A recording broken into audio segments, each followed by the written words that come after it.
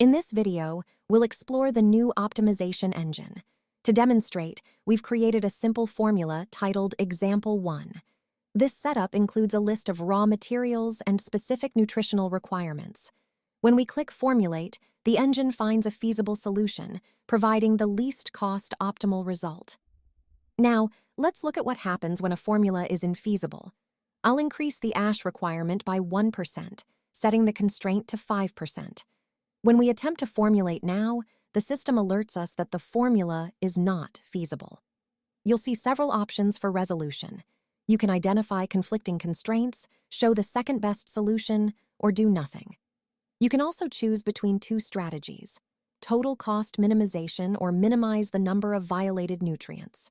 The most common setup is to show the second best solution while minimizing the number of violated nutrients.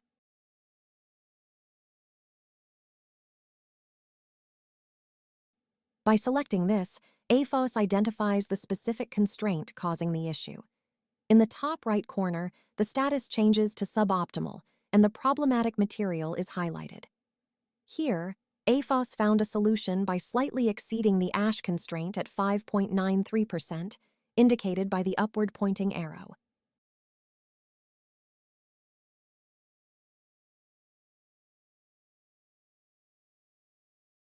Next, let's look at the priority column, PRT, which allows you to force specific constraints. If we switch the strategy to total cost minimization, the formula price drops significantly, from 14,000 down to 10,000, but at the cost of violating several nutritional constraints. By using the priority column, you can define which constraints are mandatory and which are flexible.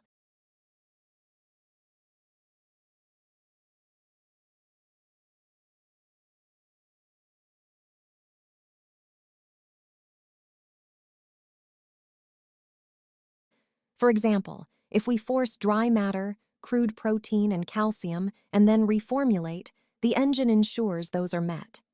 You'll notice the price increases back to over 14,000 to satisfy those priorities, while less critical constraints, like crude fiber and methionine, are allowed to deviate.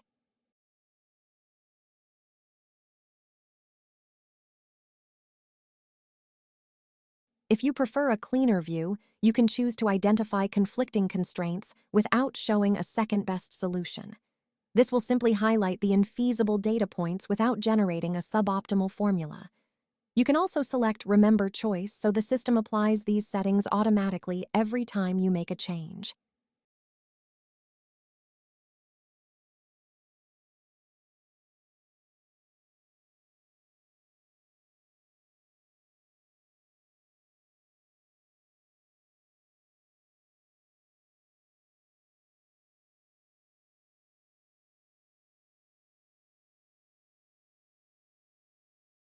If you need to adjust these later, just click Change Suboptimal Options.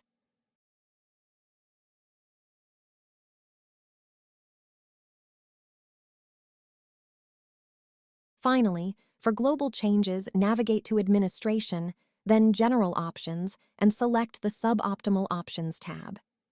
Here, you can set your default optimization strategy and decide whether you want the options dialog to appear automatically when an infeasibility is detected.